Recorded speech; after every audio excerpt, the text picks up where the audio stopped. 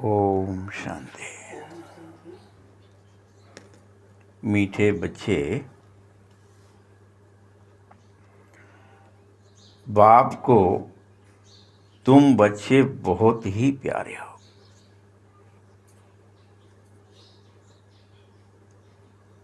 बाप तुम्हें ही सुधारने के लिए, प्यार है, भले बिगड़ गए हो लेकिन सुधारने के लिए श्रीमत देता है।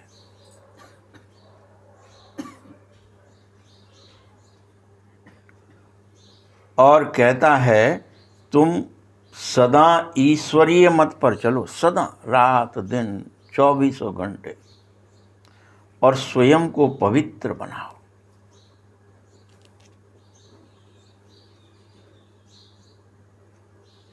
क्या श्रीमत दे रहा है? क्या करो? प्रत्येक अपने को पवित्र बनाओ। प्रश्न है, इस विश्व में शांति की स्थापना कब और किस विधि से होती है? कब होती है और किस विधि से होती है? उत्तर है, हमेशा इस विश्व में तुम यह जानो कि जब भी शांति की स्थापना होती है तो महाभारत लड़ाई के बाद ही हो पाती है। चाहे कितना ही कुछ कर लो आप, महाभारत लड़ाई के बाद ही विश्व में शांति आएगी। जब आप खूब लड़ लेंगे, ईर्ष्या, द्वेष, घृणा सब में फैल जाएगी, जातिवाद, धर्मवाद, भाषावाद, क्षेत्रवाद सब हो लेगा, निपट जाओगे, ऑटोमेटिक शांति आ जाएगी। ऑटोमेटिक है ये। दिखाते हैं ना, महाभारत काल में 80% पॉपुलेशन खत्म हो गई थी उस समय की, 5000 वर्ष पहले। फिर आई शांति। फिर भी कुछ दिनों तक होता रहा होगा, झड़ा पड़े, जो भी है, यहां भी यही होगा।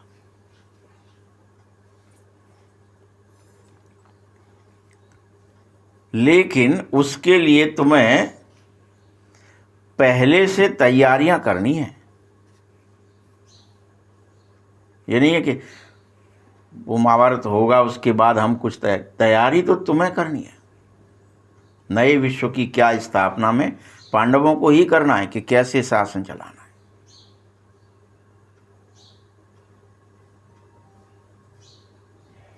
उसके लिए तुम सब अभी अपनी कर्मातीत अवस्था बनाने की मेहनत करो। तुम सब क्या करो? रात दिन पवित्र बनने के लिए कर्मातीत अवस्था में जाने। कोई कर्म तुम्हें खींचे ही नहीं। सुख दुख, हानि लाभ, जन्म मरण, भूख प्यास, तेरा मेरा, कुछ तुम्हें फर्क ना पड़े इनसे। इससे उपराम हो जाओ।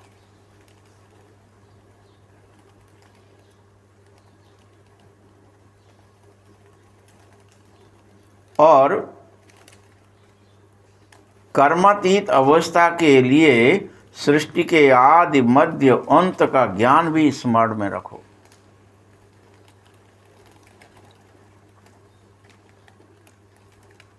साथ साथ यह भी दृढ़ निश्चय करो कि बाप की याद से ही संपूर्ण पवित्र बनते हैं। दूसरा तरीका नहीं है पवित्र बनने का, कर्मातीत होने का। एकमात्र तरीका है बाबा की याद।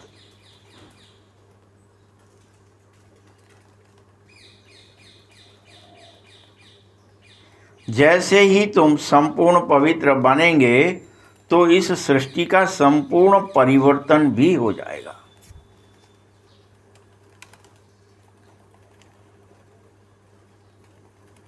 संपूर्ण परिवर्तन।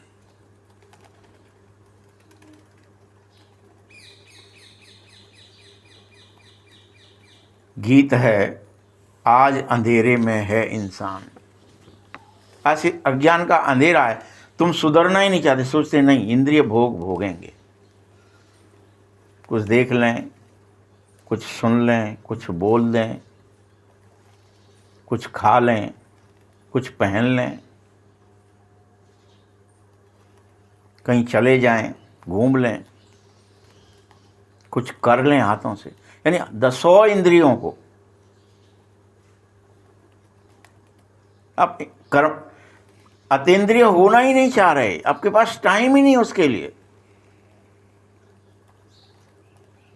और बाबा कह रहा है कि वो जो महाभारत लड़ाई होगी उससे पहले तुम्हें तैयारियां करनी है कि विश्व में शांति की स्थापना होगी, पवित्रता की स्थापना होगी, तुम कैसे काम करोगे, तुम उसमें लग जाओ, कर्मातीत होने में लग जाओ, अतीन्द्रिय होने में लग जाओ।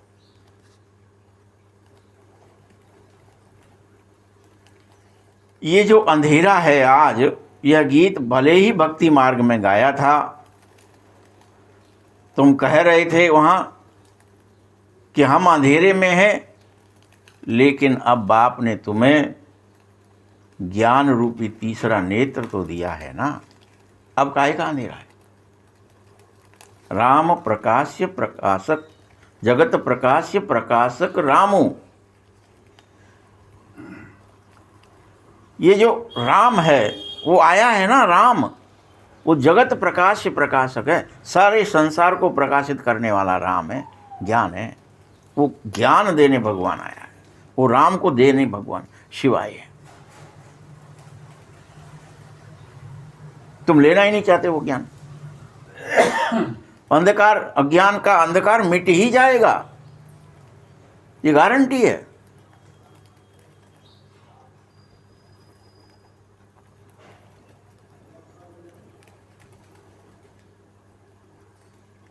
तुम्हें ज्ञान मांगना नहीं है, ऑटोमेटिक ज्ञान सागर तुम्हें देना चाहता है। तो मांगे किससे, किसी और के पास थोड़ी रखा है, ज्ञान सागर आया है तुम्हें उड़ेलने, खाली तो हो जाओ तुम अज्ञान से, तुरंत भर जाएगा ऑटोमेटिकली। स्पेस तो क्रिएट करो, खाली तो करो अपने को, देह दुनिया के विचारों से ज्ञान भर जाएगा, गुण भर जाएंगे, शक्तियां भर जाएंगी।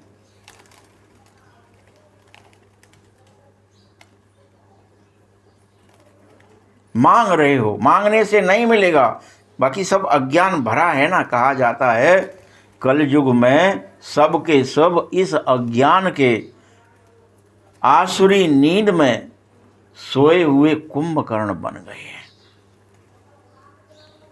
सब आसुरी हैं, सब में असुराई है, सब निद्रा में अलवेलेपन में सो रहे हो। ठीक है, कर लेंगे, भजन ही तो करना है, भगवान को ही तो याद करना। चाहे जब कर लेंगे, मर रहे होंगे उस समय कर लेंगे, अभी तो बाल बच्चों को याद कर लेते हैं, अभी तो रोटी पानी याद कर लेते हैं, अभी तो संसार के कर्म याद कर लेते हैं, अभी तो सुख दुख हानि लाभ इसको झेल लेते हैं, वो बाद में देखेंगे। कुंभकर्णीय नींद में सो गए, आसुरी कुंभकर्णीय नींद। मीठे बच्चों, ज्ञान बहुत ही सिंपल है।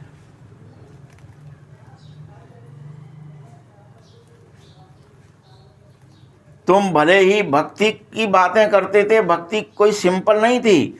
भक्ति में तो वेद पुराण शास्त्र उपनिषद कितना पढ़ने पड़ते थे, अनेक हठयोग करने पड़ते थे, गुरु आदि करने पड़ते थे, उनकी आज्ञाओं का पालन करना पड़ता। मैंने तुम्हें सबसे छुड़ाया।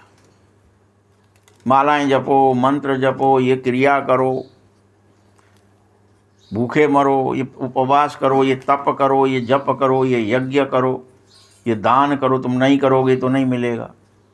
बाप कहते मैंने तुम्हें बहुत ही सिंपल तरीके से ज्ञान दिया है, कुछ करना नहीं है।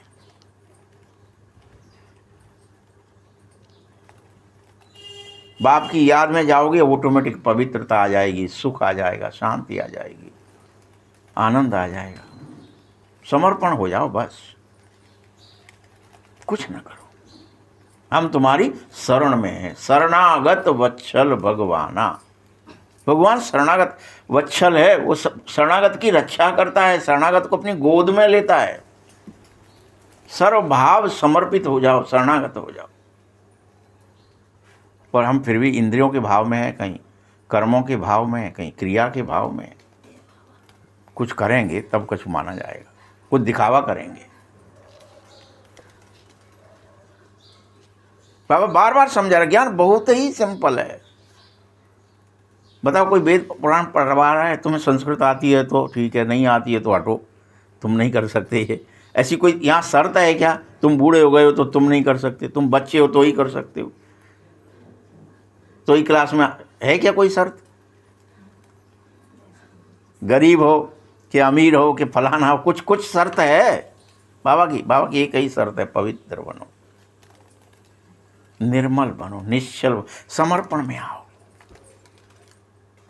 सरेंडर हो जाओ तुम बस, कि हम तो तुम्हारी शरण में, जो हमसे हुआ पाप हुआ पुण्य हुआ हमें नहीं पता, हम जैसे हैं तेरे हैं बस। देवता हैं, दैत्य हैं, जो हैं, असुर हैं कि क्या है हमें नहीं पता है, हम तेरे हैं बस। इतना सिंपल है।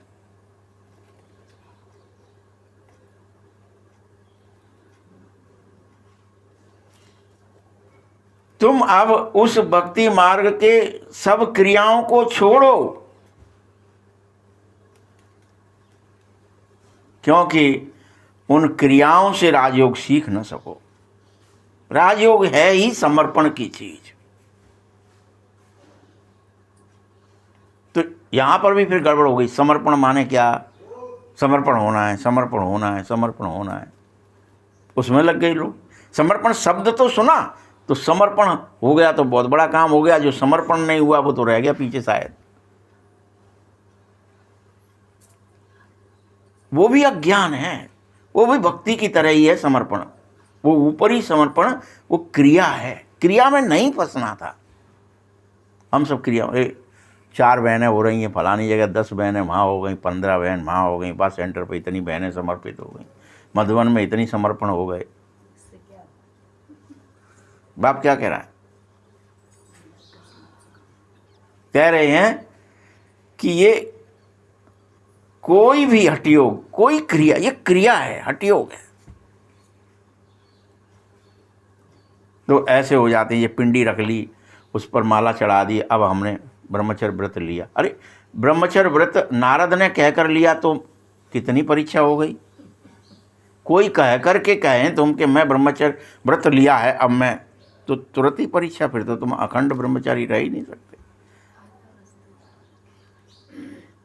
तुम्हारे लिए तो फिर 100 व्यवधान पैदा किए, क्योंकि तुम खुद कह रहे हैं हम ब्रह्मचर्य का व्रत ले चुके हैं, अब हम नहीं करेंगे, अडिग हो जाएंगे।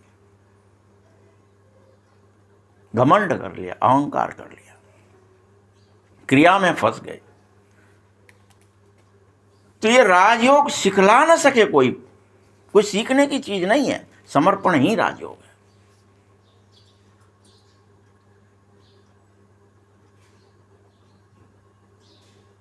बाप स्वयं राजाई देगा, कोई मनुष्य दूसरे मनुष्य को दे न सके। यहां तो मनुष्य बन जाते, हम ले आओ तुम्हें समर्पित कर रहे हैं, हम बड़े हैं, तुम हमारे यहां समर्पित हो जाओ, इस सेंटर पर हो जाओ।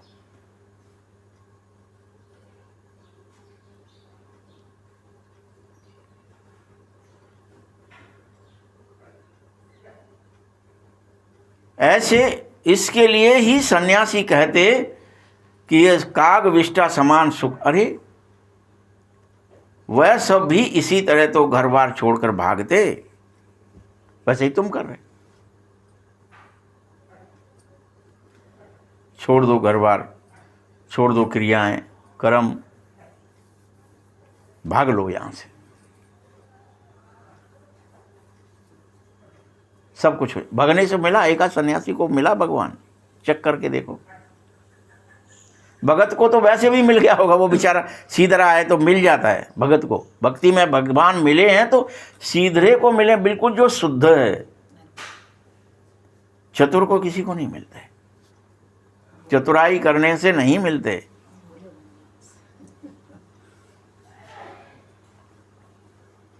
याद रखो, ये ज्ञान सिवाय ज्ञान सागर बाप के कोई पर है ही नहीं जो दे सके। तो मनुष्यों के चक्कर में फंस जाते हो। तो यहाँ मनुष्य ही मनुष्य को, जैसे वहाँ साधु साधु को बेवकूफ़ बना रहा था, आओ हमसे हो जाओ, लोटा ले लो, डोली ले लो, नंगे हो जाओ, लंगोटी ले लो। यहाँ ऐसे ही हम कह रहे हैं, हमने समर्पण किया, तुम हमारे जैसे हो जाओ, हमने ये करा है, हमने ये ड्रेस पहनी है। हम एक दूसरे को मूर्ख बना रहे हैं। कोई मनुष्य किसी दूसरे मनुष्य को राजयोग सिखा न सके, बाबा ही सिखाएगा। और बाप के प्रति समर्पण आना है, मनुष्य के प्रति नहीं।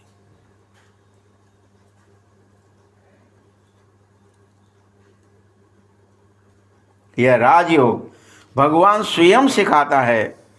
कोई भी मनुष्य दूसरे मनुष्य को पवित्र भी नहीं बना सकता। लाओ हम तुम्हें पवित्र बनाए, संभव नहीं है।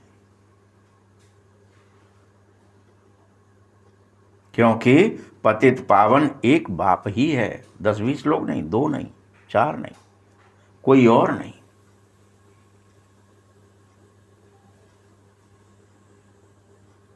जैसे मनुष्य भक्ति मार्ग में फंस जाते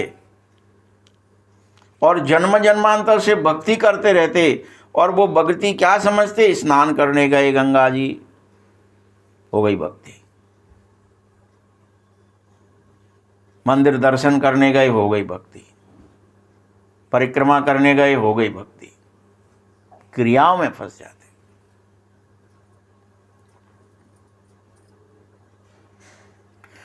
और इतना ही नहीं करते, जहां भी पानी का तालाब भी दिखता है तो उसको भी वो पतित पावन समझ बैठते। यहां भी ऐसे गौमुख बना दिए, कोई झरने बना लिए। अभी अब बदामने जाओ तो अरे यहाँ डंडा निकला था फलाने साधु का, और कहानी प्रसिद्ध कर दी, और लोग कि अच्छा डंडा निकला था, गंगा जी वाला डंडा मैंने वहाँ डाला था, यहाँ निकले आया था। देखो जो मैंने वहाँ डाल के आया था, यहाँ निकला है। और सब जनता कह रही है अरे भाई साहब जी गंगा जी आई है, जाओ वहीं से गंगा जी में से निकली है। इसे बहुत मनुष्य बनाएंगे और कहानियां जड़ेंगे और यथार्थ से दूर कर देंगे।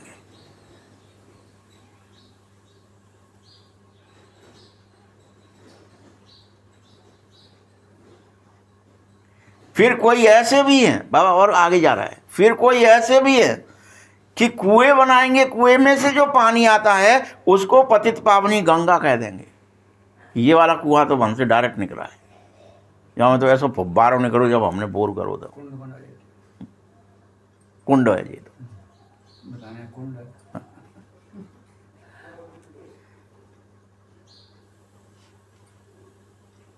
मनुष्य समझते ही नहीं है कि सब ज्ञान भी तुम्हारे अंदर ही है, ये बाहर कोई पानी के रूप में नहीं निकल सकता। बात ज्ञान की थी, पानी की नहीं थी। हमने उसको ज्ञान को बदल के पानी बना लिया कि शिव के अंदर से भी ज्ञान स्रोत है, ज्ञान निकल रहा है। तो हमने कहा अच्छा पानी निकलता होगा। फिर गंगा जी कैसे निकली? उन्हें वो फुब्बारा निकला, कोई टोंटी जल गई। आदमी के मुंह पर से टोंटी जल जाए क्या ही हाल हो जाए उसका बेचारे। उसको चित्र भी ऐसे बना देंगे अजीब से और समझा देंगे कि भाई साहब निकलती है, देखो जिरई निकल रही है। अनेकों पार्क बना दिए, उसमें टोंटी लगा के शिव जी का फोटो बना के और फिर उसमें से निकाल दिया पानी। अनेक गैयाओं के मुंह से निकाल दिए टोंटी लगा के, देखो जी गऊ मुख जाओ से निकलो जा भर लो।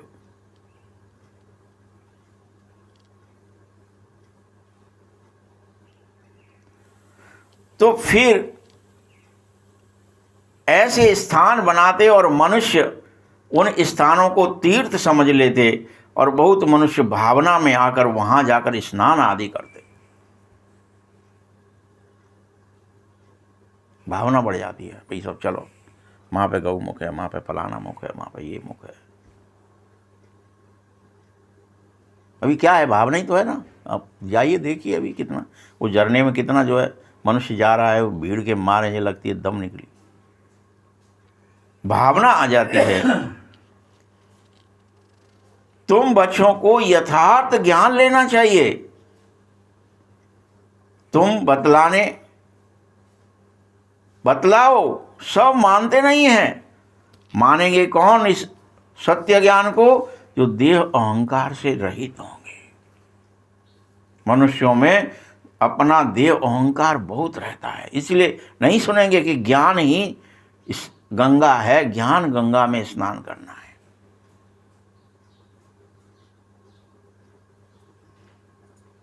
अर्थात उस पर चलना है। स्नान करने का मतलब क्या? जो सुना है उसको प्रैक्टिकल करो कि बाबा को याद करने से पवित्र बनोगे। देव दुनिया को भूलो, बैठो, अभ्यास करो भूलने का। ये श्रीमत है। उसको नहीं करके हम फिर क्रिया में फंसे। कुछ भी क्रिया, कोई हर जगह क्रिया कर दिया, संस्था बना दिया, कुछ नाम बना दिया।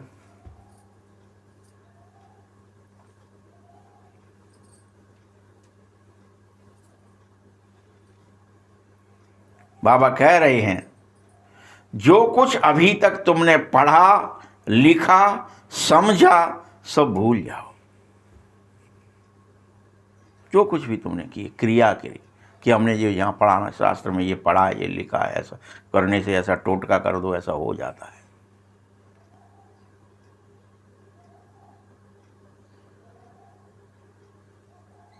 सब पढ़ा हुआ सब कुछ भूल जाओ।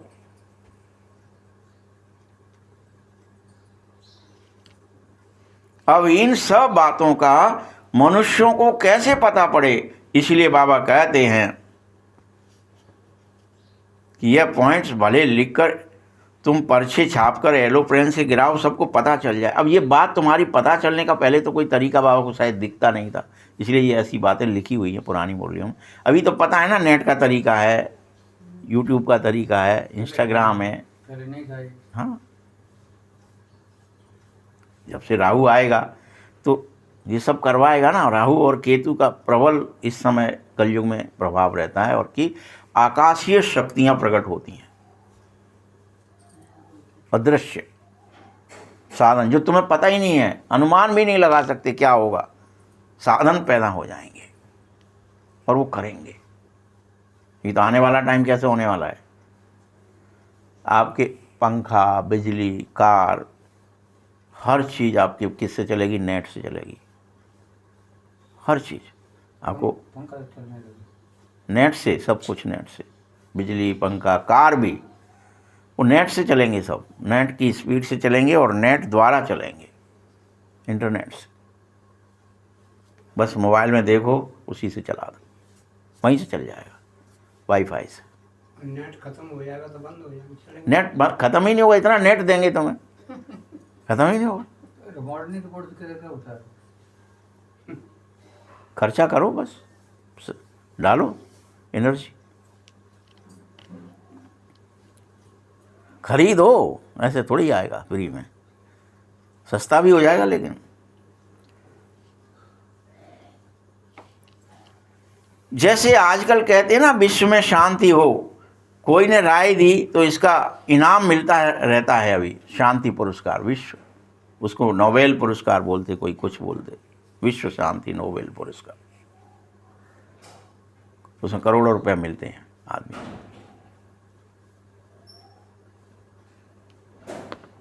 अरे बच्चे, लेकिन वह सब भी झूठा इनाम है। शांति की स्थापना कोई मनुष्य तो कर ना सके। पुरस्कार दिया जाता है कि नहीं, पता है ना आप लोगों को? तो दादी को नहीं दिया, वो अलग टाइप का था, छोटा सा था, वो बहुत बड़ा पुरस्कार है। अभी ट्रम्प लेना चाह रहा है, कहीं जाता है कुछ भी, कैसे कर दो, कोई बहुत लोग लेते हैं। वो अनेक लोगों को, बहुत, एक अमेरिका ही देता है, वहाँ पे बहुत धन है एक जगह का, एक किसी व्यक्ति का।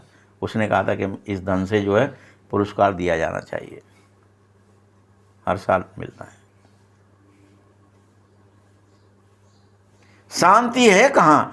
वह प्राइज भी झूठी देते रहते हैं आपस में एक दूसरे को। जिसका रुतबा बढ़ाना है, जिसको देना है, उसको दे देंगे। अब तुम बचे समझो और सत्य को मानो कि विश्व में शांति तभी होगी जब पहले महाभारत हो जाएगी, उससे पहले हो नहीं सकती। कितना ही किसी को समझाना, आप कोई मानेगा ही नहीं। सब देहाभिमान से भरे पड़े हैं और सब एक दूसरे पर मरने मारने के लिए तैयार खड़े, कोई को शांति नहीं आएगी। अभी क्यों झगड़ रहे हो, क्यों लड़ रहे हैं, क्यों खौंजा रहे हो, क्यों क्रोध कर रहे हो, कोई मानेगा ही नहीं।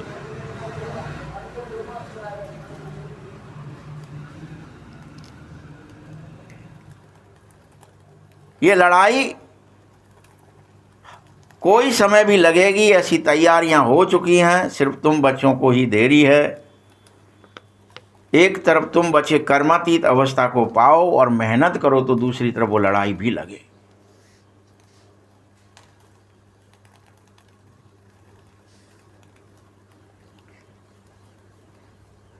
बाबा कहता है, गृहस्थ व्यवहार में रहते भी कमल फूल समान पवित्र बनो और माम एकम याद करो।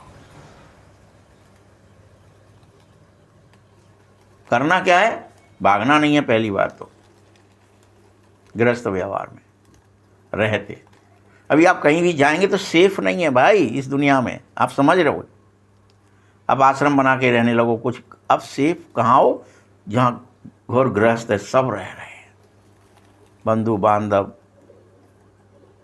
वहीं सेफ्टी है।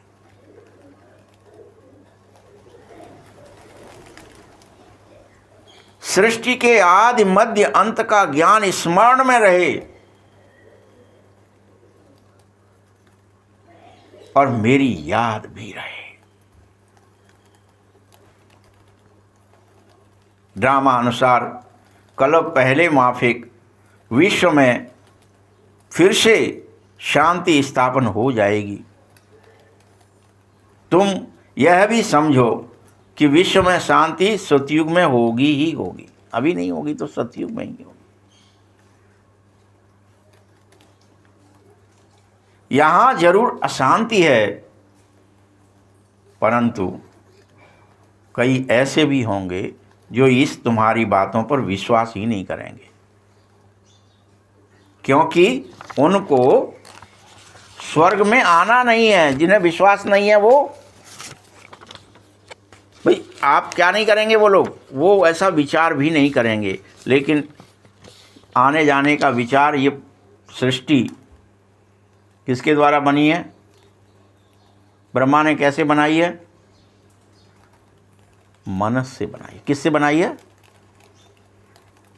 अपने विचार से बनाई, अपने संकल्प से बनाई, अपने मनस से बनाई है। इसीलिए तुम सब कौन हो? उसके मानस पुत्र हो। क्या हो? सप्तऋषि क्या दिखाए गए? सनक सनंदन सनातन। क्या लिखा भी है जो वेद पुराणों में, वो क्या लिखा है कि वो सब जो है सनक सनंदन सनातन सनत कुमार, ये चारों के चारों मानस पुत्र बनाए। फिर नारद आदि अनेक मानस पुत्र बनाए, सप्तऋषि मानस पुत्र बनाए। सबसे एक ही बात कहा, तुम इस सृष्टि को बढ़ाओ। तो सृष्टि क्या है फिर? जो दृश्यमान जगत है ये क्या है? ये मानस है, सिर्फ मनस है। ब्रह्मा का मनस, तुम्हारा हमारा सबका मनस है। जो जैसा आप बताइए, आपके मन में आता है मकान बनाना तो मकान बन जाता है, जिसके मन में नहीं आता है उसका मकान बनता है क्या? नहीं कहा हमारा तो ये ठेला ही बहुत है। कोई कह रहा हम तो भीख मांग रहे हैं, तो हमारा तो ये इतना। वृंदावन में मैंने देखा एक साधु, इस्कॉन मंदिर के पीछे की साइड में एक पलंग है, बस उस पर उसने एक तिरपाल लगा ली है, उसी में रहता है, उसी में बैठता है, उसी में खाता है। कई बार गया मैं, 2-3 साल से तो जा ही रहा हूँ, तो वहाँ उसी जगह पे उतने में ही कुछ किताबें रखी हुई हैं। क्या करता है क्या नहीं करता है, उसमें खाता है पीता है सोता है जगता है रहता है, उसी में रहता है। बस एक पलंग है, बस उस पर एक तिरपाल डली है, वो भी टूटा सा ही है, ईंटें पीटे लगा के एक दीवार के किनारे टका लिया है, बस बहुत है। तो मनस में नहीं है ना कि महल होना चाहिए, उसके लिए बस इतना ही बहुत है, तो उतना ही बहुत है। हमारे यहाँ शास्त्रों में ये लिखा भी था कोई कोई ऋषि मुनि ऐसे कहते कि पहले उनकी गणना जो अलग टाइप की है ना, इसलिए वहाँ 10,000 वर्ष 20,000 वर्ष ऐसे लिखा है तपस्या करी, या 50,000 वर्ष ऐसे लिख दिया। कैलकुलेशन का कुछ शास्त्रों की का अभी अपने को क्लियर पता नहीं इसका मीनिंग क्या है।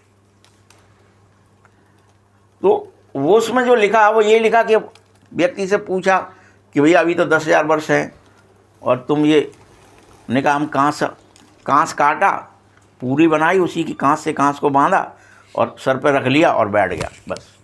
नहीं, क्या हुआ कि 10,000 वर्ष ही तो बचे हैं, जाके मैं कौन सा घर बनाऊंगा, ये पूरी है, इसी से थोड़ा सा जो भी गर्मी सर्दी बरसात होएगी तो झिल जाएगी, बहुत है, अपने ऊपर रख ली पूरी, सर पे ही हो गया मकान, हो गई व्यवस्था। ये वर्णन है, यानी ये मनस से उत्पन्न है ना। दिखाया ब्रह्मा के मनस से सब कुछ, ब्रह्मा से कहा तुम अपने मनस से उत्पन्न करो इस सृष्टि को। तो बाबा यहाँ कह रहे हैं, इसीलिए वो काग जो सन्यासी आदि बनते वो अल्पकाल काग विष्टा समान इसे सुख समझते, और राजाओं को तो बहुत कुछ वहाँ भी चाहिए। एक तरफ सन्यासी है, दूसरी तरफ राजा का कंपैरिजन है। उसी जगह पे राजा है, उसको सब कुछ चाहिए, घोड़ा गाड़ी हाथी फलाना राज्य हो गया, फिर भी उसका जैसे विश्वामित्र दिखाया ना, क्या ही दिखाया, उसके बाद सब है फिर भी संतुष्टि नहीं है, नहीं इसको भी लेंगे हम, उसको भी लेंगे, ये कामधेनु गाय हमें चाहिए, लूटो मारो काटो। फिर समझ में आ गया, सब मर गए, तब उसके सेना भी मर गई, बच्चे भी मर गए, तो क्या ही तपस्या करनी चाहिए, हमें भी ब्रह्म ऋषि बनना है, उसमें ज़्यादा ताकत है, इसमें नहीं है। ये ताकत आपको समझ में आवे। ये कथा आपके लिए क्यों बताई जा रही है कि तपस्या से बड़ा प्रेम, ईश्वर से याद के बड़ा कुछ भी नहीं है इस दुनिया में, इसलिए कहानियां लिखी हैं।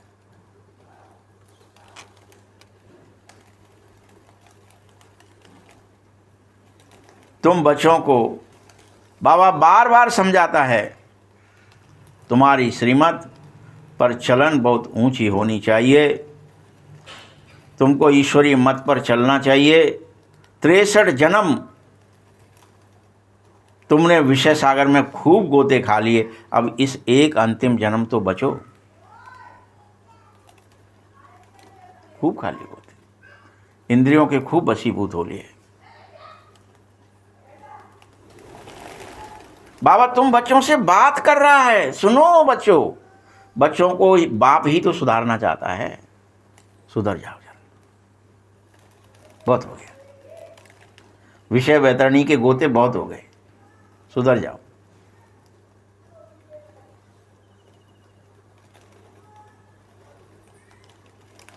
सारी दुनिया को नहीं सुधारता, बाहर वालों को कहेंगे बच्चों को समझाओ तुम अपने, बच्चे बाहर वालों से बात भी नहीं करता हूं मैं, बाप तो बच्चों से ही प्यार करता है, बच्चे ही बाप को प्यारे लगते हैं, सौतेले बच्चे थोड़े ही लगेंगे।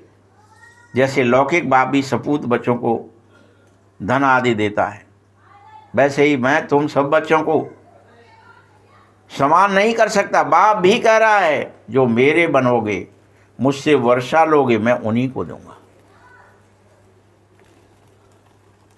सारे विश्व को नहीं दे पाए। जो मेरे नहीं बनेंगे वह हजम नहीं कर सकेंगे इस ज्ञान को, उनको हजम ही नहीं होगा। मेरी बातें समझ में नहीं आई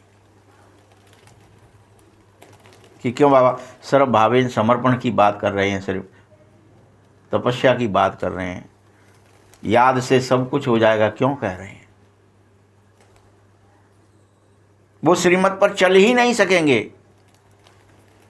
बाबा के बहुत देखे हुए हैं ऐसे, कोई बड़ा सन्यासी आता है तो बहुत और उसके फॉलोअर्स हो जाते हैं और चंदा भी इकट्ठा उसके लिए कर देते हैं, अपनी अपनी ताकत अनुसार फंड्स निकालते हैं। यहाँ बाबा तो ऐसा कुछ कह ही नहीं रहा तुमसे कि तुम फंड इकट्ठा करो, नहीं, यहाँ तो तुम बीज बोओ, 21 जन्म उसका फल पाओ, बस।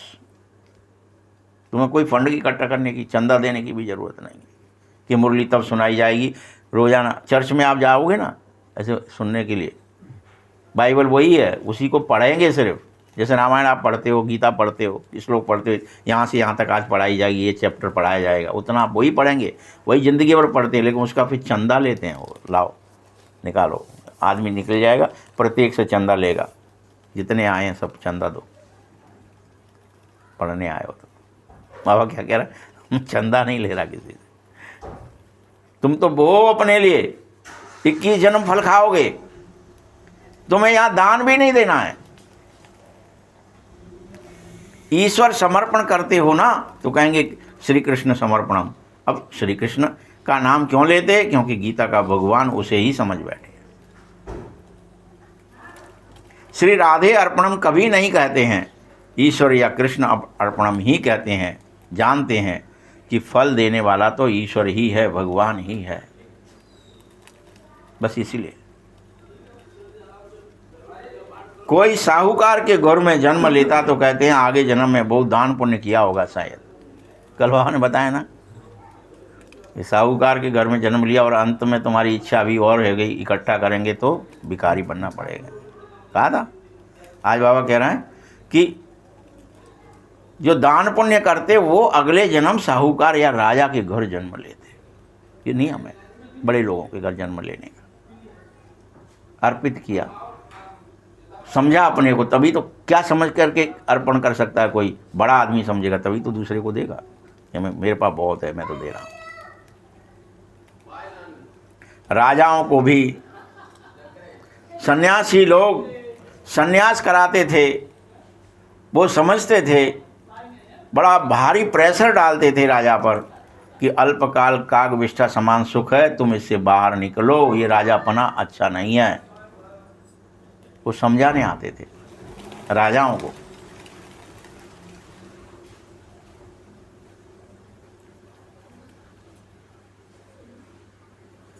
राजाओं को भी सन्यासी लोग कैसे कहते थे पता है?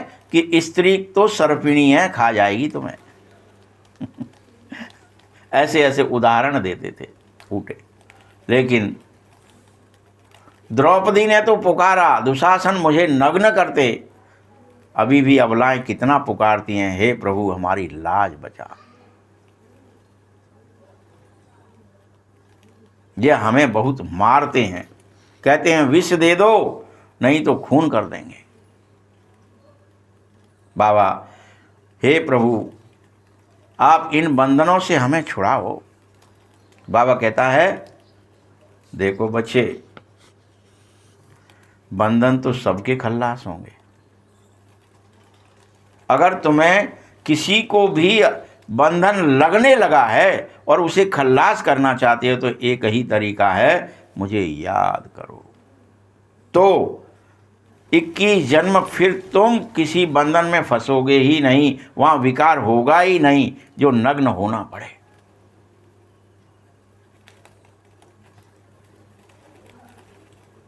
इस मृत्यु लोक में ये तुम्हारा अंतिम जन्म है, ये स्वीकार कर लो और हर तरह से मेरी याद में लग जाओ।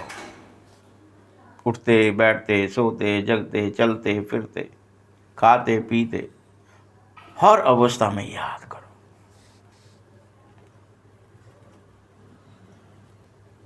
ये संसार का चिंतन मत करो। ये विशेष दुनिया, ये विषयी संसार है, ये तुम्हें इंद्रियों में फंसाएगा। तुम्हें अतीन्द्रिय होना है, कर्मातीत होना है।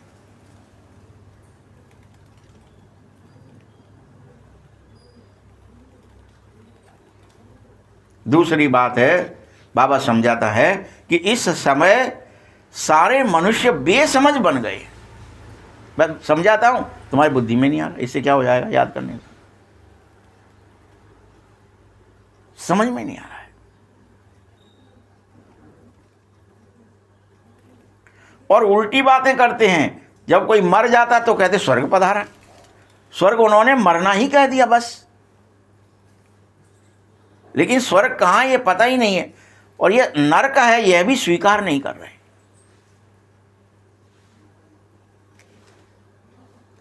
जब स्वर्गवास हुआ तो जरूर नरक में था, यह भी कहो तो कहेंगे ये नरक है ही नहीं।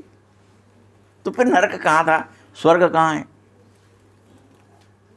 किसी को भी सीधा कहो कि तुम अगर नरकवासी हो तो झट क्रोध करके बिगड़ जाए तुम पर। ऐसा क्यों कह रहे हो तुम हम नरकवासी क्यों हैं? नरकवासी होंगे तुम्हारा घर परिवार, हमें क्यों कर रहे हो तुम नरकवासी? बिगड़ जाए तुम। तुम्हें ऐसे ऐसे लिखना चाहिए, लेकिन तुमको युक्ति बता रहा हूं, जो तुम सच सच स्वर्ग में जाओ। यह पुरानी दुनिया खत्म होने वाली है। इस लड़ाई के बाद विश्व में शांति होगी। हर 5000 वर्ष के माफिक हमेशा लड़ाई लगती है, फिर शांति होती ही होती है, जो पूरे 21 जन्म चलती है। द्वापर में भी कोई ज़्यादा लड़ाइयाँ नहीं होती हैं, सारी लड़ाइयाँ कलयुग में ही होती हैं। वो भी तुम्हारे ऊपर होती हैं, भारत के ऊपर, क्योंकि भारत बहुत समृद्ध होता है। तो लोग इसे ही लूटने आते हैं कि यहाँ सोना ही सोना है, यहाँ सब सुखी ही सुखी हैं, सब यहाँ पे सब अपना ही अपना काम कर रहे हैं, सोने का सिक्का चल रहा है, बड़ा भारी धन है, लूटो इसको। तो कमी कमजोरियाँ देखते उससे फिर भागते लूटने के लिए।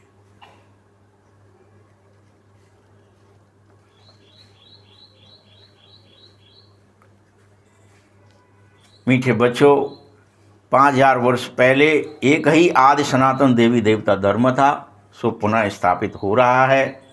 वो लोग फिर कहेंगे भले ही कि नहीं ऐसा नहीं है, ये गलत है, वहाँ भी तो असुर थे।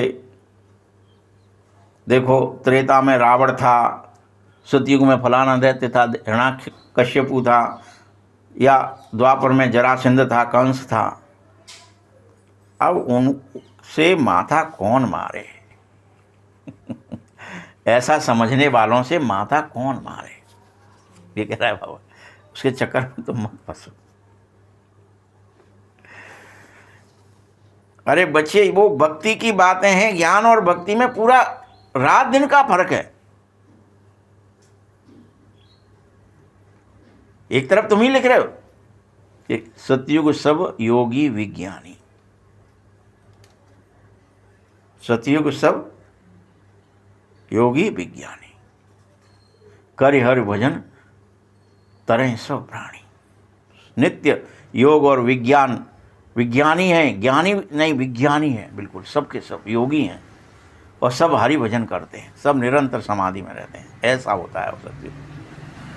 त्रेता विविध यज्ञ नर करें, लिखा है कि वहाँ यज्ञ करते हैं, बस सब हो जाता है। अश्वमेध करो, फलाना करो, ठिकाना, सारे चीज़ें सिस्टमेटिक चलती हैं। तो इतनी सहज बात भी द्वापर भी कोई बुरी नहीं दिखाए। द्वापर कर रघुपति पद पूजा, सब भूलते कब हो? कलयुग योग न यज्ञ न ज्ञान। न योग है, न यज्ञ है, न ज्ञान है। 3 चीज़ें होती हैं, योग सतयुग, यज्ञ त्रेता, और योग न यज्ञ न ज्ञान। और ज्ञान जो भक्ति का ज्ञान है वो द्वापर में। सब यहाँ तो याद है, बस वो भी संगम पर आती है, तब तक तो आती नहीं है किसी को याद। इस लड़ाई के बाद ही मुश्किल से किसी किसी की बुद्धि में बैठेगा। कल्प कल्प विश्व में शांति होती है, सो फिर होगी। कलयुग अंत में अशांति ही होती है, और कलयुग सतयुग में शांति होती है। इसे कोई रोक नहीं सकता। समय है, काल चक्र है, यह भी तुम लिखो। देखो भारत का क्या हाल हो गया है। पूरे 84 जन्म लेने वाले श्री कृष्ण का नाम गीता में डाल दिया है, श्री नारायण का भी नहीं डाला। उसके फिर 84 जन्म में से कुछ दिन कम होते।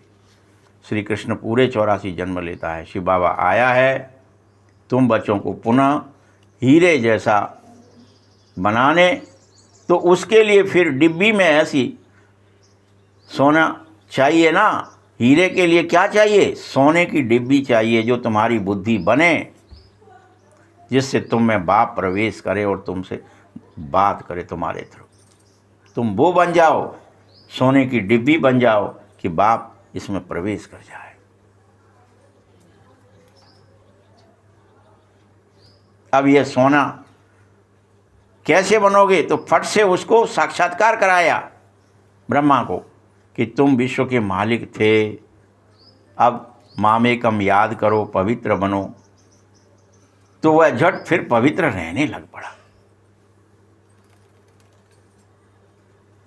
ये कहानी है उसकी ब्रह्मा की। जब साक्षात्कार हुआ तो पवित्र रहने लग पड़ा। क्योंकि कोई भी मनुष्य हो, चाहे आप हो, ब्रह्मा हो, कोई और हो, पवित्र बने बगैर ज्ञान की धारणा नहीं हो सकती। बुद्धि पवित्र नहीं होगी, मन पवित्र नहीं होगा, निर्मल नहीं होगा, तब तक तुम ज्ञान को सुन सकते हो, लेकिन ये निकल जाएगा। एक कान से सुनोगे और दूसरे से जट, ये धारण नहीं होगा, टिकेगा नहीं कि क्या सुना था, करना क्या है, सब मिट जाएगा।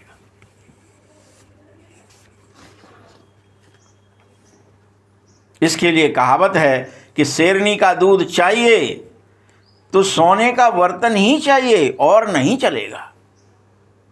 टिकेगा ही नहीं। ये कहावत फिर बनाई। ये कहावत अभी के लिए कि पवित्रता के बगैर ज्ञान को तुम कहीं भी स्मृति में ला नहीं सकते, ठहरा नहीं सकते। कितना ही सुनते रहना, कितने वर्षों मुरली सुन लेना, अगर तुम पवित्र नहीं हो दिल से, मन से, मन तुम्हारा पवित्र नहीं है, बुद्धि तुम्हारी पवित्र नहीं है, तो जरूर तुम्हारा एक ज्ञान निकल जाएगा फट से। कितना ही सुन लो, कहीं जाकर सुन लो, कितने वर्षों सुन लो।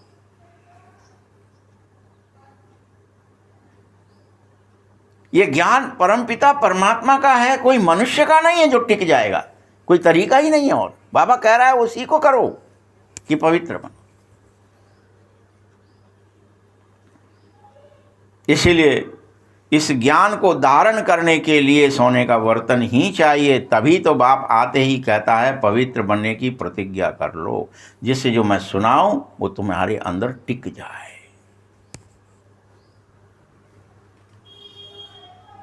तुम्हें धारण हो जाए।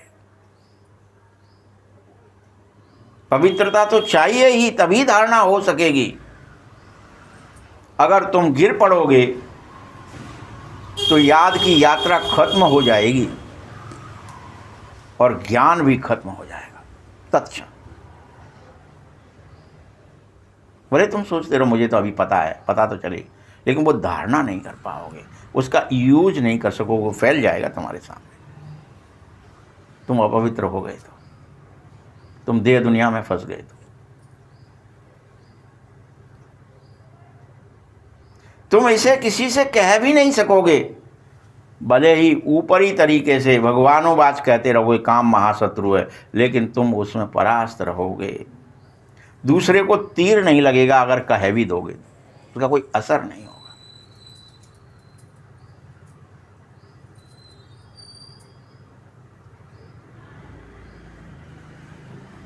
और ऐसे बच्चों को कुक्कड़ ज्ञानी कहा जाएगा।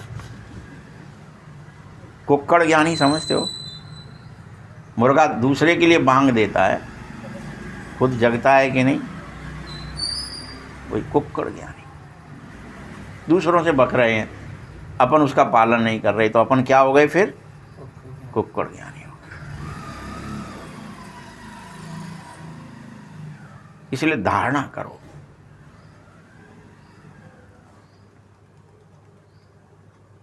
बात छोड़ते नहीं किसी को।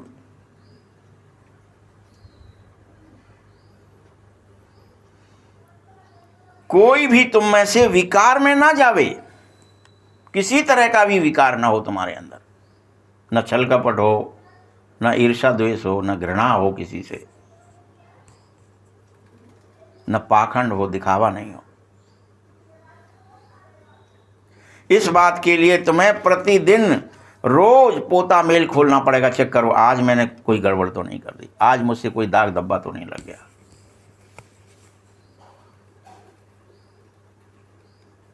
याद रखना, जैसे मैं बाप तुम्हारा सर्वशक्तिमान हूं, वैसे माया भी सर्वशक्तिमान है। वो चेक कर लेगी, तुमने दाग लगाया है तो हाल तुम्हारी पोल खुलेगी, वो चेक कर लेगी, ये दाग है, ये दाग है, ये दाग है।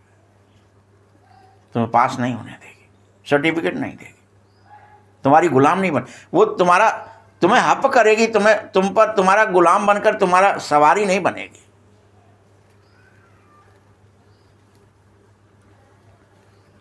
उसको पता है माया को कि आधा कल्प उसी का राज्य चला है, रावण राज्य के रूप में। इस पर जीत बाप बगैर कोई और पहना ही नहीं सकता तुम्हें। ड्रामा अनुसार रावण राज्य होना ही होता है, उसको भी कोई नहीं रोक सकता कि रावण राज्य ही क्यों आएगा, पूरे कल्प राम राज्य ही रहे, ऐसा नहीं हो सकता। रात आएगी ही आएगी, दिन है तो रात होगी ही होगी, आधा आधा है। ये ड्रामा खेल है, ऐसे नहीं जीते ही जीतोगे, हारोगे भी। हार और जीत का खेल है, सुख और दुख का खेल है, रात और दिन का खेल है, जन्म और मृत्यु का खेल है। भारत ही हारता है, भारत ही जीत होती है ड्रामे में। ऐसा ही ड्रामा बना है। बाप तुम बच्चों को समझाता है, इन सब बात में इस समय के लिए मुख्य पवित्रता की बात है, पवित्र होने की बात है। मैं आया ही हूं पतितों को पवित्र बनाने। सब बातों में एक ही बात मुख्य है, निर्मल बनो, निष्कपट बनो, निश्चल बनो, निर्भय बनो, निर्विकार बनो। कपटी ठीक नहीं हो।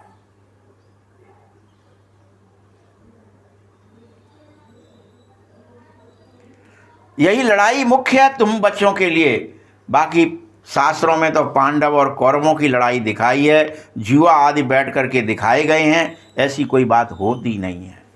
ये जुआ कौन सा जुआ है? यही है कि तुम फिर से हार जाते हो, माया तुम्हें लूट लेती है, ठग लेती है, तुम्हारी पवित्रता को खंडित कर देती है, तुम्हें इंद्रियों में फिर से लगा देती है। ये तुम्हारा जुआ खेल जाते हो।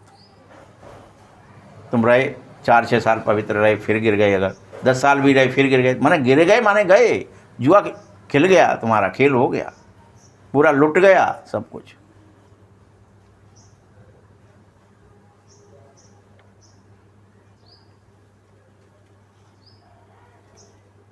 ये राजयोग की पढ़ाई ही ऐसी है। युद्ध के मैदान में हो तभी तो तुम्हें गीता पढ़ाई जा रही है। ये गीता पाठशाला इस युद्ध के मैदान में, जब चारों तरफ युद्ध के बादल है, तब भगवान तुम्हें कह रहा है सब भूल कर मुझे याद करो, डरो मत इस युद्ध से, तुम युद्ध करो।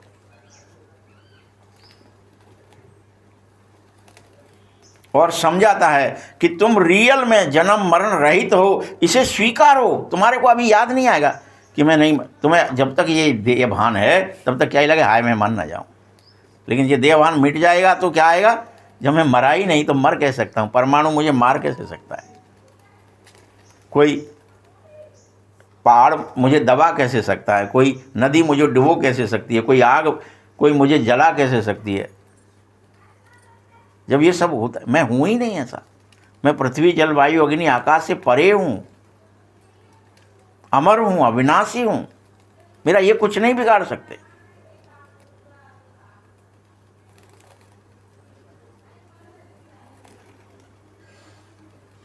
कितना क्लियर कर एक एक बात समझाता हूं, और एक ही बात फिर से सुना रहा हूं, गृहस्थ में रहते ही पवित्र बनना है, भाग कर नहीं। क्या कह रहा है? गृहस्थ में रहते ही पवित्र बनना, गृहस्थ व्यवहार करना है और पवित्र भी बनना है। नहीं सन्यासी बनूंगा फिर पवित्र बनूंगा, घर बार छोड़ दूंगा फिर पवित्र बनूंगा, स्त्री बच्चों को छोड़ करके चला जाऊंगा फिर। गृहस्थ व्यवहार में जो परिस्थिति है उसमें रहते ही, उसी परिस्थिति में कमल गटा है वहीं कमल खिलेगा। आप परिस्थिति छोड़ के भाग जाएंगे, कमल खिलेगा, फूल खिलेगा क्या? बताइए, आप बताइए। कोई कमल गट्टा छोड़ करके कहे कि मैं खिल जाऊंगा बाहर जाके अलग, और कमल गट्टे की जो वो है ककड़ी या डंडी या उसका, वो सब तो कीचड़ में ही है, कीचड़ छोड़ सकता है क्या वो? तो ये सब परिस्थिति एक से एक लगी हुई है। तुम्हें कमल बनना है तो वो कीचड़ भी चाहिए, वो कमल गट्टे भी चाहिए और तुम्हें भी अपनी डंडी भी चाहिए और उसके ऊपर पानी होते हुए भी पानी से ऊपर चाहिए। यही तो विशेषता है कि संसार है भी, संसार में रहना भी है, घर गृहस्थ में रहना भी है, लेकिन उससे अलग रहना है, उसमें छूना नहीं है। बल सन्यासी लोग कहते हैं कि दोनों इकट्ठे नहीं रह सकते, पवित्र रहना संभव ही नहीं, स्त्री पुरुष इकट्ठे रहेंगे तो, कहते हैं सन्यासी लोग।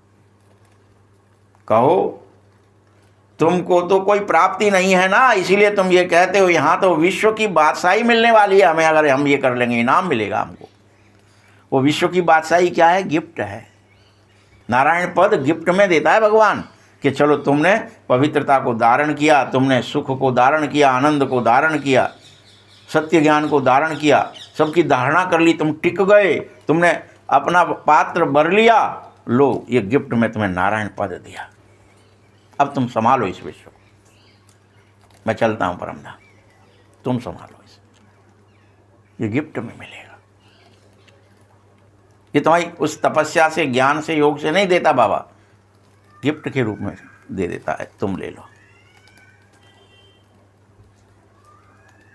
बाबा कहता है मेरे खातिर तुम कुल की लाज तो रखो। शिव बाबा कहता है इस ब्रह्मा की दाढ़ी की लाज तो रखो। इस अंतिम जन्म पवित्र बनना ही लाज रखना है, बस। इस अंतिम एक जन्म, ये भी नहीं कह रहा कि आगे क्या, वो तो अपने आप फिर हो जाएगा, एक जन्म रह लो, लेकिन इस जन्म बस। पहले थे नहीं, भले ही नहीं थे, कोई बात नहीं, लेकिन इस जन्म अपने लिए ही मेहनत करो। कोई दूसरे के लिए थोड़ी कर रहे हो। मेहनत किसके लिए कर रहे हो तुम? पवित्र होने की, अपने लिए। दूसरा कोई स्वर्ग में जा न सके, ये तुम्हारी राजधानी स्थापित हो रही है, इसमें सभी को चाहिए, वजीर भी चाहिए। वहाँ कोई वजीर नहीं होगा तुम्हारे यहाँ। राजाओं को राय की जरूरत नहीं होगी, तुम ऐसे राजा बनोगे। ये राय की जरूरत जब तुम पतित राजा बनते हो तब वजीर होता है। पहले एक होता है, फिर अनेक होते हैं।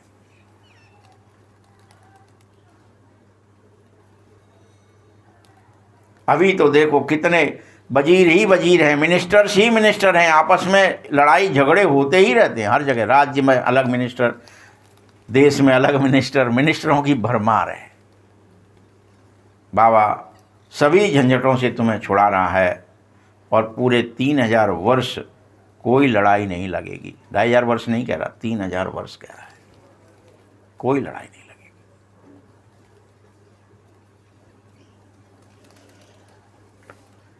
उस समय इस पूरे पृथ्वी पर जेल आदि भी नहीं होंगे, कोर्ट आदि नहीं होंगे, कुछ नहीं होगा। न कोर्ट कि जजमेंट होने के लिए कोर्ट केस हो, कोर्ट होगा, कुछ नहीं होगा। जेल नहीं होगी, सब सेल्फ डिसिप्लिन होंगे और सब खुद ही दूसरे को भी सुख ही सुख देंगे, सुख ही बांटा जाएगा, सब सुखी ही होंगे। इसके लिए पुरुषार्थ करना है तो अभी कर लो, मौत सर पर खड़ी है। और याद की यात्रा से तुम विकर्मों को जीत लो, विकर्मा जीत बन जाओ। तुम ही मैसेंजर हो, तुम यह मैसेज सारे विश्व की आत्माओं को दो कि मन बाबा को देने से सब हो जाता है। ये मन बाबा को देने की बात जब आई ना,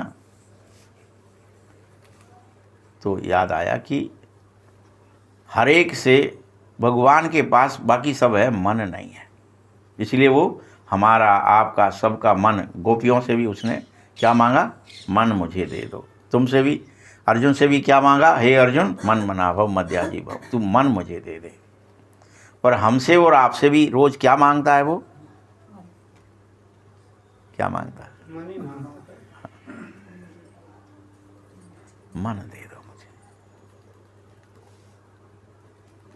तो मैसेज है ये, बाप का मैसेज है, भगवान का ये मैसेज है जो सबको देना है कि मन भगवान को देना है। भाई बाबा की डिमांड है कि भगवान आए हैं तो उनको तुमसे कुछ नहीं चाहिए, और उनको क्या चाहिए? मन चाहिए तुम्हारा। अच्छा, मीठे मीठे सखी हृदय बच्चों प्रति माता पिता बाप दादा का याद प्यार और गुड मॉर्निंग। रूहानी बाप की रूहानी बच्चों को नमस्ते। रूहानी बच्चों की भी बाप दादा को बहुत बहुत याद प्यार और नमस्ते। धारणा के लिए मुख्य सार है, ज्ञान की धारणा करने के लिए तुम सब पवित्र बन बुद्धि रूपी बर्तन को पवित्र बनाओ। पवित्र खुद बनो, मन तो भगवान को दे दो और बुद्धि को पवित्र बना लो।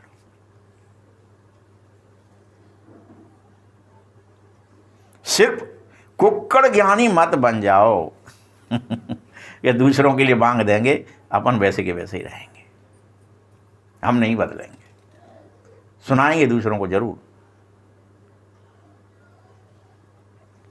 दूसरा पॉइंट है, डायरेक्ट बाप के आगे अपना सब कुछ अर्पित कर दो और श्रीमत पर चल करके 21 जन्म के लिए राजाई पद ले लो।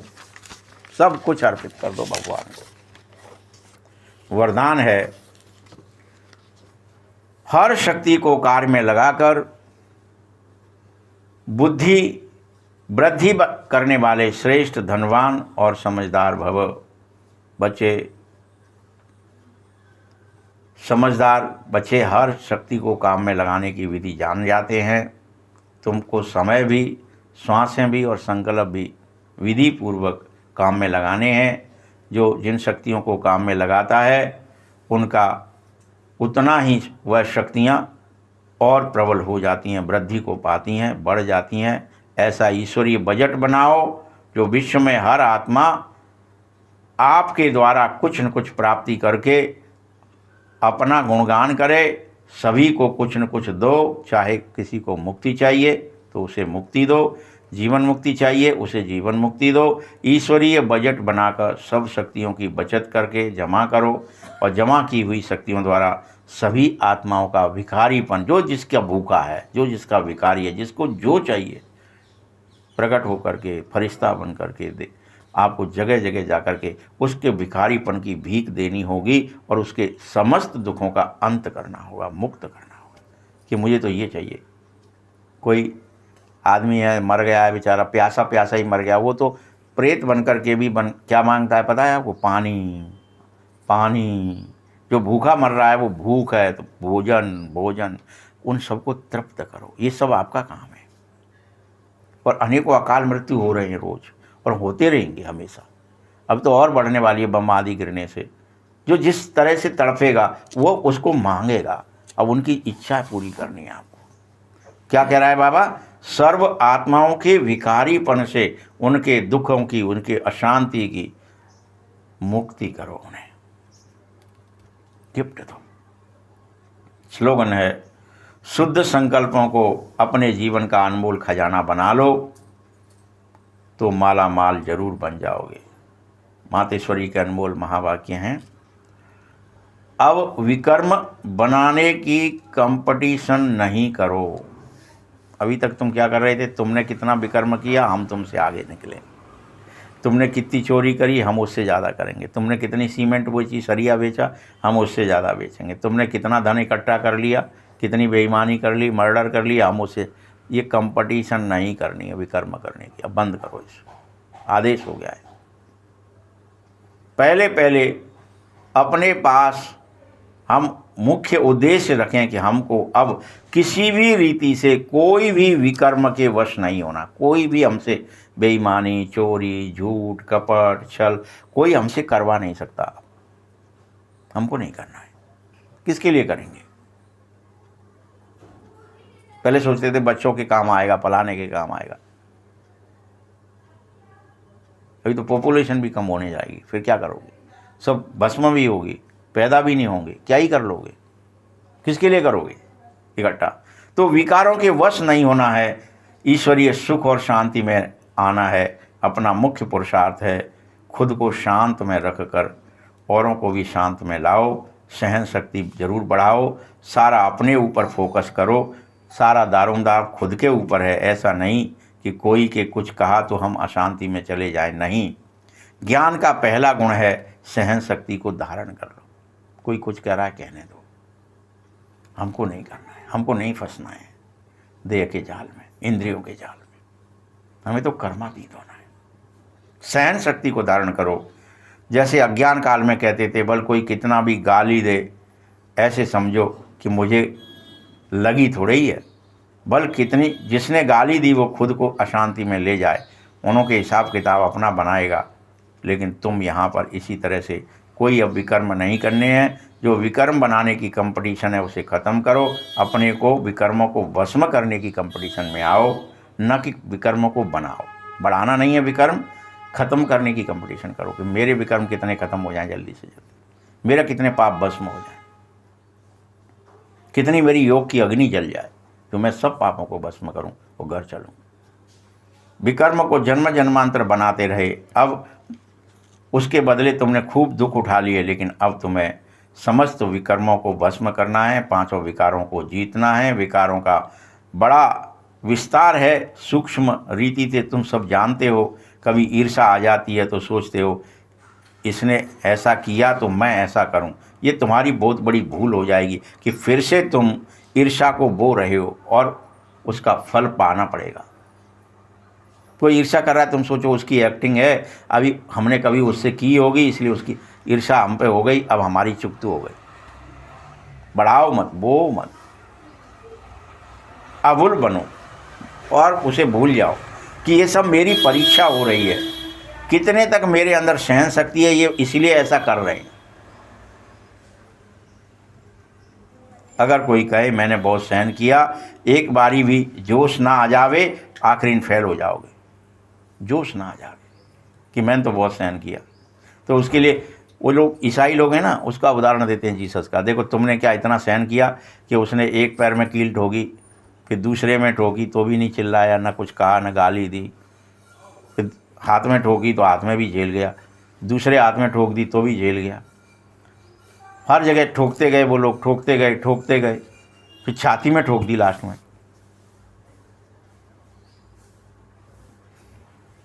खून बहता रहा, शरीर भी भले छूट गया, लेकिन उसने टस से मस नहीं, गाली नहीं दी, किसी को बुरा भला नहीं कहा, और यही कहता रहा तुम नहीं जानते तुम ये क्या कर रहे हो। तो उसका उदाहरण देते। तो इतनी सहन शक्ति चाहिए हमारे अंदर, आप समझो। हमारे अंदर तो कोई कील ठोके क्या, कोई कुछ कहे भी नहीं, बात ही कह दे उतने में कील लग जाती है, बाण लग जाता है और हम गाली गलौज करने लगते।